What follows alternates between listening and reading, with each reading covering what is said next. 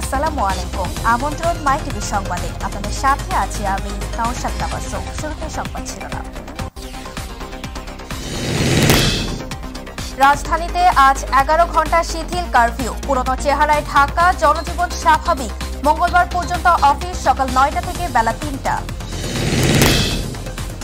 সব কর্মসূচি প্রত্যাহারের ঘোষণা দিল বৈষম্য বিরোধী ছাত্র আন্দোলন। ভিডিও বার্তায় শিক্ষা প্রতিষ্ঠান খুলে দেওয়ার আহ্বান 6 সমন্বয়কের। সংযোগ সড়ক না থাকায় কাজে আসছে না ফেনীর পাহালিয়া নদীর ওপর নির্মিত কোটি টাকার সেতু, চরম দুর্ভোগ পোহাচ্ছেন স্থানীয়রা।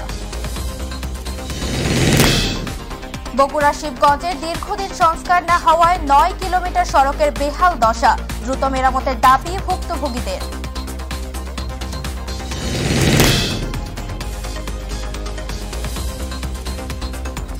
শুনছিলেন শিরোনাম, এবারে বিস্তারিত। রাজধানী ঢাকা সহ গাজীপুর, নারায়ণগঞ্জ ও নরসিংদী জেলায় আজ ও আগামীকাল 11 ঘন্টা শিথিল থাকবে কারফিউ। কারফিউ শিথিল হওয়ায় বেলা বাড়ার সাথে সাথে সড়কে বাড়ছে যান চলাচল। বিভিন্ন সড়কে দেখা গেছে যানজট। সকাল থেকে কর্মব্যস্ত হয়ে উঠেছে অফিসগামীরা। এছাড়া খুলছে বিভিন্ন দোকানপাট ও শপিং মল, চলাচল করছে দূরপাল্লার বাসও। দোকানপাট, বাজার সব জায়গায় বেড়েছে মানুষের ভিড়। ব্যাংকগুলোকে চলছে লেনদেন। সময়ের সাথে সাথে শঙ্কা কাটিয়ে স্বাভাবিক কাজকর্মে ব্যস্ত হয়ে পড়েছেন সাধারণ মানুষ। তবে নগরীর গুরুত্বপূর্ণ পয়েন্টগুলোতে কঠোর অবস্থানে রয়েছেন সেনা সদস্যরা।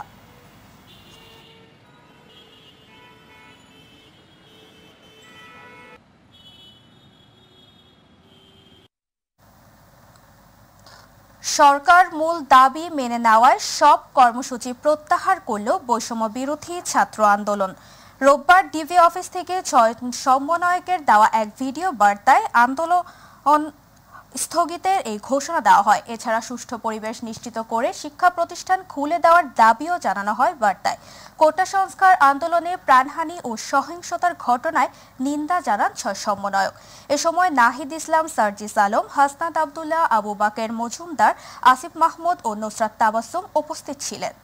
কোটা সংস্কার আন্দোলন ও তার প্রেক্ষিতে উদ্ভূত পরিস্থিতিতে অনেকে অপ্রত্যাশিতভাবে আহত এবং নিহত হয়েছে। তাছাড়া রাষ্ট্রীয় স্থাপনায় অগ্নিসংযোগ সহ নানা সহিংস ঘটনা ঘটেছে। আমরা এই সকল অনাকাঙ্ক্ষিত ঘটনার তীব্র নিন্দা জানাই এবং সুষ্ঠু তদন্ত সাপেক্ষে দ্রুত বিচারের দাবি জানাচ্ছি। আমাদের প্রধান দাবি ছিল কোটার যৌক্তিক সংস্কার, যা ইতিমধ্যে সরকার পূরণ করেছেন। এখন শিক্ষার সুষ্ঠু পরিবেশ নিশ্চিত করার লক্ষ্যে দ্রুত শিক্ষা প্রতিষ্ঠান খুলে দেওয়ার জন্য সরকারের প্রতি জোর আহ্বান জানাই। সার্বিক স্বার্থে আমরা এই মুহূর্তে থেকে আমাদের কর্মসূচি প্রত্যাহার করব। ফেনীর কালিদাস পাহালিয়া নদীর উপর সেতু নির্মাণ কাজ শেষ হয়েছে।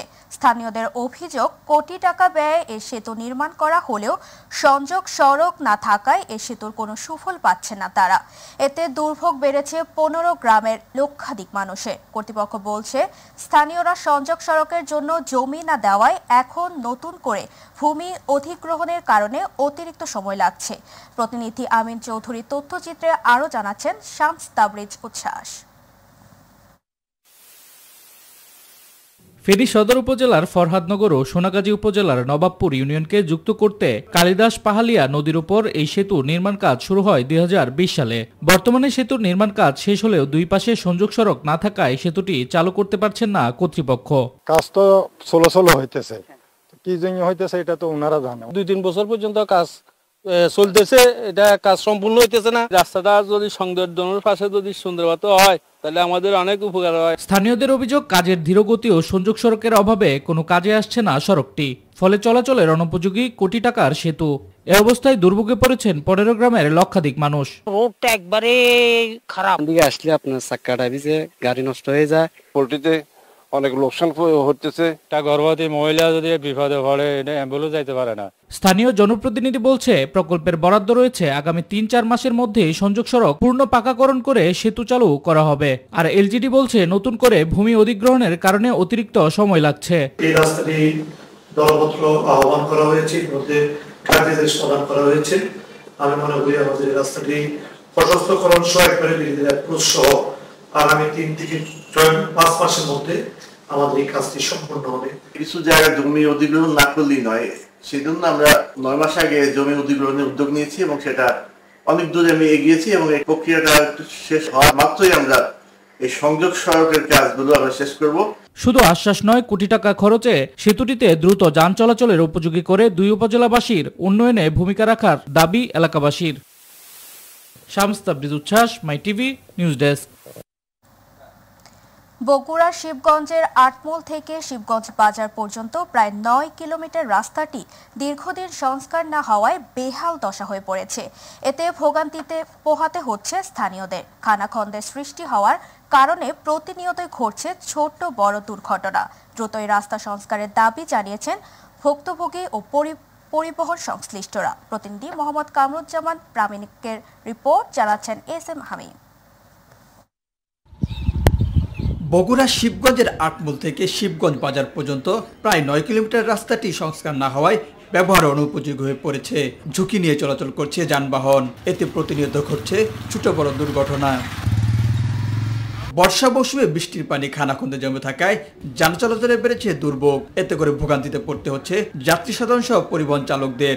রাস্তায় খানাখন্দ এবং রাস্তার পুরা চামচটি উঠে চলে গেছে। প্রতিনিয়তই দুর্ঘটনা লেগেই থাকে। গাড়ি চালাতে পারছি না, আমরা অশান্তি আছি, আমরা গরিব মানুষ চলতে পারছি না। উপজেলা চেয়ারম্যান দেখে গেল এই ড্রেন করবে, এই রাস্তা করবে, এই বলে তাদের কাজ অসমাপ্ত, এখন পর্যন্ত কোনো কিছু হয়নি। গুরুত্বপূর্ণ এই রাস্তাটি দ্রুত সংস্কারের দাবি জানিয়েছেন স্থানীয়রা। সরকারের কোনো ভুরুক্ষেপ নাই, এমপিরও নাই, কি করবে? রাস্তা খারাপ, ভাঙে গেছে। এই রাস্তা মেরামত করার জন্য আমরা অনুরোধ জানাচ্ছি। এতটাই খারাপ, প্রত্যেক দিন গাড়ির অ্যাক্সেল ভাঙে, 5-7টা করে দুর্ঘটনা ঘটে। এমপিরা ভুলেই রাস্তার দিকে তাকায় না। রাস্তাটি টেন্ডার প্রক্রিয়াধীন রয়েছে। অতি শীঘ্রই সংস্কার কাজ শুরু হবে বলে জানিয়েছে উপজেলা প্রকৌশলী।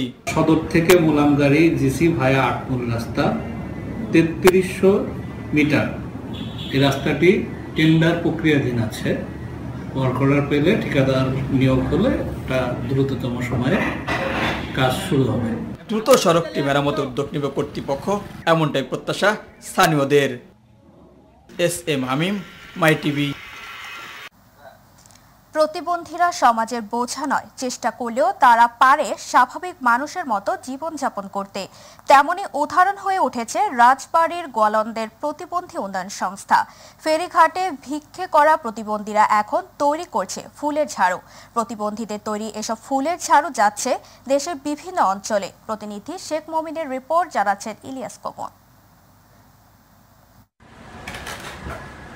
রাজবাড়ীর গোয়ালন্দ উপজেলার ব্যস্ততম দৌলদিয়া ঘাটে একসময় ভিক্ষা করে জীবিকা নির্বাহ করত প্রতিবন্ধীরা। এমন 474 জন প্রতিবন্ধীদের নিয়ে প্রতিষ্ঠিত হয় গোয়ালন্দ উপজেলা প্রতিবন্ধী উন্নয়ন সংস্থা।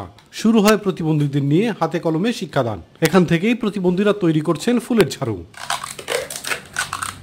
ভিক্ষা ছেড়ে নিজের পায়ে দাঁড়ানোর চেষ্টা করছেন এসব প্রতিবন্ধী। সেই স্বপ্নেই উপজেলার চাহিদা মিটিয়ে তাদের তৈরি ফুলের ঝাড়ু যাচ্ছে দেশের বিভিন্ন জেলা উপজেলায়।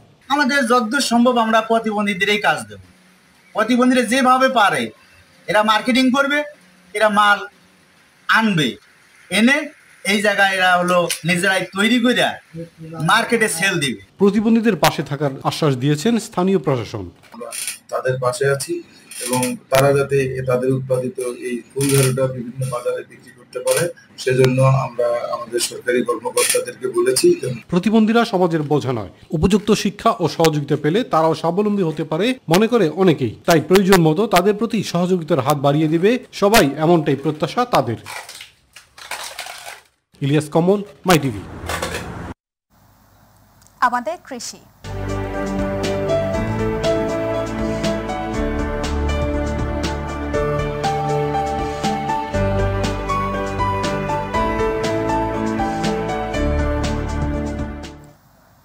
সাদা সোনাখ্যাত চিংড়ি উৎপাদনের শীর্ষে দেশের দক্ষিণ পশ্চিমাঞ্চলের উপকূলীয় জেলা সাতক্ষীরা।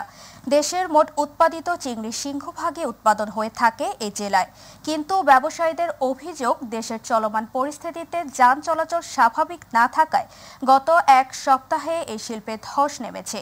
তারা বলছে, ইন্টারনেট সংযোগ বিচ্ছিন্নের কারণে বিদেশি ক্রেতাদের সাথে সময় মতো যোগাযোগ করতে না পারায় আন্তর্জাতিক বাজার হারাচ্ছে তারা। প্রতিনিধি ফয়জুল হক বাবুর রিপোর্ট, জানাচ্ছেন জুবাইর রহমান। দেশের মোট রপ্তানিজাত চিংড়ির একটি বড় অংশ উৎপাদন হয় দেশের দক্ষিণ পশ্চিমাঞ্চলের উপকূলীয় জেলা সাতক্ষীরায়। বাগদা ও গলদা চিংড়ি রপ্তানি করে বছরে প্রায় ১,৫০০ কোটি টাকার বৈদেশিক মুদ্রা অর্জিত হয় এই জেলা থেকে। সম্প্রতি দেশের চলমান পরিস্থিতিতে গত এক সপ্তাহ যাবৎ যান চলাচল বন্ধ থাকায় রাজধানী সহ দেশের বিভিন্ন স্থানে চিংড়ি সরবরাহ বন্ধ রয়েছে। তাছাড়াও স্থানীয় বাজারগুলোতে ক্রেতার সংখ্যা কম, তাই বাধ্য হয়েই কম দামে চিংড়ি বিক্রি করতে হচ্ছে ব্যবসায়ীদের। কোনো কাস্টমার নাই, কেউ নিচ্ছে না মাছ, কোনো বাইরে মাছ যাচ্ছে না। মাছ এই যে এখন একটু দাম কম, বেচা বিক্রিও কম, এই গাড়ি ঘোড়া বন্ধ, বিদেশে মাছ পাঠাতে পারছিস না, নেটওয়ার্কের প্রবলেম, যার কারণে আমরা ব্যাংকের থেকে টাকা লেনদেন করতে পারতেছি না।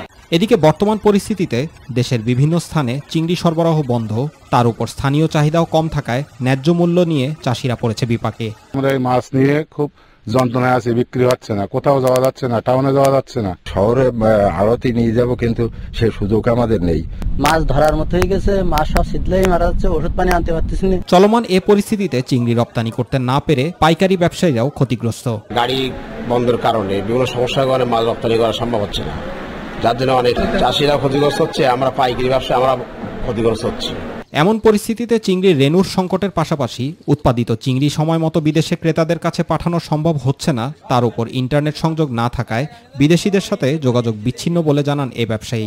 এই চিংড়ি চাষ একই উৎপাদন কমে যাবে, কারণ আমরা সময় মতো রেণু পাই না, রেণু পোনা পাই না। কক্সবাজারে যে মাছটি আসে সেই মাছটি আমরা সময় মতো না পাওয়ার কারণে এরা প্রোডাকশনে একটা হ্যাম্পার হয়েছে। চলমান এ পরিস্থিতি দ্রুত স্বাভাবিক না হলে ব্যবসায়ীদের পাশাপাশি দেশও ক্ষতিগ্রস্ত হবে এমনটি মনে করেন সংশ্লিষ্টরা।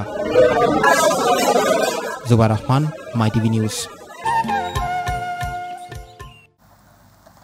দিনাজপুরের পার্বতীপুরে মশিউর রহমান নামে এক ব্যক্তির মরদেহ উদ্ধার করেছে পুলিশ। সকালে উপজেলার মোমিনপুর ইউনিয়নের দোয়ানিয়া ফকিরপাড়া গ্রামে এই ঘটনা ঘটে।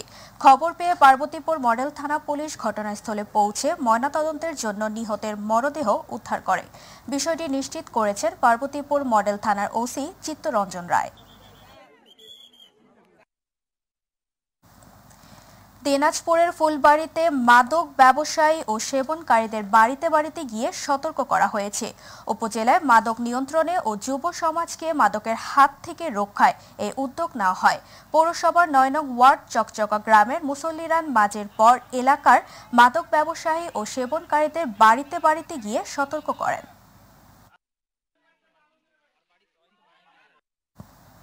কুষ্টিয়ার কুমারখালীতে বঙ্গবন্ধু শেখ মুজিবুর রহমান জাতীয় গোল্ড ক্লাব ফুটবল টুর্নামেন্ট অনূর্ধ্ব-১৭ ফাইনাল খেলা ও পুরস্কার বিতরণী অনুষ্ঠিত হয়েছে। যুব ও ক্রীড়া মন্ত্রণালয়ের উদ্যোগে ও উপজেলা প্রশাসনের আয়োজনে MN পাইলট মাধ্যমিক বিদ্যালয় মাঠে এই খেলা অনুষ্ঠিত হয়। অনুষ্ঠানে উপজেলা নির্বাহী কর্মকর্তা SM মিকাইল ইসলামের সভাপতিত্বে প্রধান অতিথি ছিলেন কুষ্টিয়া ৪ আসনের সংসদ সদস্য বীর মুক্তিযোদ্ধা আব্দুর রউফ। অন্যান্যদের মধ্যে উপজেলা সহকারী কমিশনার আমিরুল আরাফাত, উপজেলা মহিলা ভাইস চেয়ারম্যান মৌসুমী আক্তার, কুমারখালী থানা অফিসার ইনচার্জ আকিবুল ইসলাম উপস্থিত ছিলেন।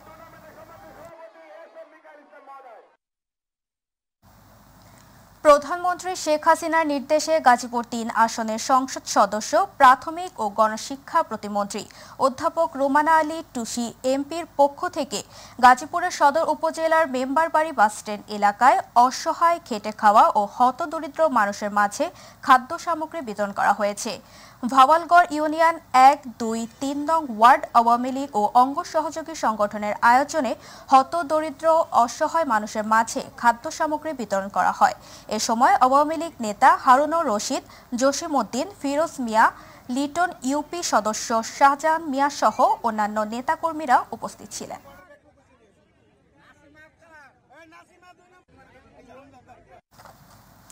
সংবাদের শেষ প্রান্তে আমরা যাবার আগে আরো একবার জানিয়ে দিচ্ছি সংবাদ শিরোনামগুলো।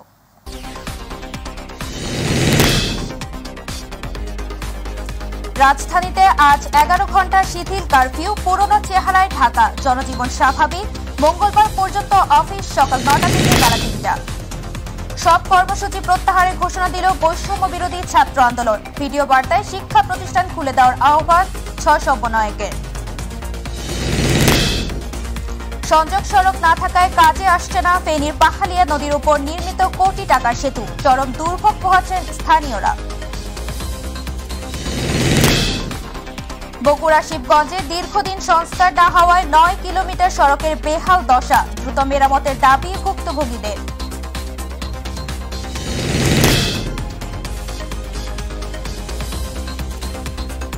সঙ্গে থাকার জন্য ধন্যবাদ। এছাড়া ইউটিউবে YTV সংবাদ পেতে ভিজিট করুন youtube/VTnews এবং আমাদের অনুষ্ঠান দেখতে ভিজিট করুন youtube/mytv বাংলা, facebook/mytv বাংলা। আমাদের পরবর্তী সংবাদ দেখার আমন্ত্রণ জানিয়ে বিদায় দিচ্ছি। আল্লাহ হাফেজ।